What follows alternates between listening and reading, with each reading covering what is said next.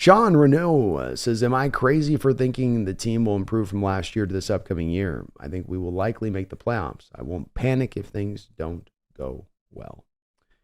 It's a bit of, there's a variety of things coming into play here that sort of different factors that sort of bang up against each other in two different directions. You've got Sean, a new coach coming in. You've got on the offensive and defensive side of the ball going from one of the more simplified schemes on both sides of the ball to now trying to go to one of the more complicated. You've got the history that we know, Sean, with new coaches coming into places, taking over for legendary coaches that have been there for many, many years. And the fact that that does tend to take a little bit longer than just a one season turnover when there's really heavy lifting to be done. I'm not talking about sort of the, Bill Walsh retires and he has his guy take over and, the machine was running at that point still, that wasn't like a rebuild. So historically speaking, there's a lot here, Sean, that says we got to pad our brakes on this and let this take a little bit of time. And there's going to be probably some bumps in the road, some potholes will hit. We might lose a tire or two. We might have to change the tire in the middle of the road a couple times during season, and that we should maybe expect a little bit of this. And then that's realistic.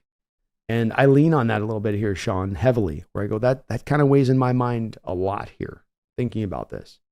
At the same point in time, a lot of how your team was getting beat in recent seasons, the simplified schemes, right? The weird things that you had built within your offenses and defenses, like offenses not targeting the middle of the field, not willing to run outside, defenses not willing to blitz. Defense is not willing to be creative on any of the stuff they do in the secondary of what they show you in the coverages pre-snap to post-snap and trying to disguise things. You throw all that together and you go, man, you just start doing some of that stuff and it removes those things that were hurting those teams and sinking you. And so there is that collision of these different things coming together. But I do lean to a bit on the former than the latter, Sean, of saying, got to be realistic on what I've seen historically speaking on this to believe that if I'm doing a prediction for next year, I'm probably predicting the team at 8 wins, 9 wins. It probably would look like on the surface a slight step back in the overall record of things, but I think they'll finish stronger than they start. And I think that there's no problem with us taking a year to get to where this is trying to go head, which is to move you from the simplification to the complication, which is to take you from the, we can read you like a book prior to the snap to, I don't know what the hell is coming with this team post-snap. It sort of means like, if there's a little bit of stuff we got to bleed this year, if there's a little bit of suffering we got to go through this year, it will be well worth it for the long-term objectives and goals at play that are going to be accomplished by building on this kind of year.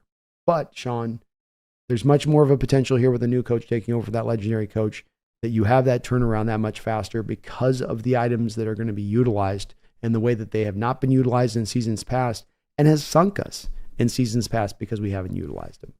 Brian Neese says the coaching overhaul and implementation of a more complex D would account for a sub 500 season, but stability on offense might counteract that. There we go. That's that two different things I was speaking about, Brian, exactly, of that are kind of going up ahead against each other.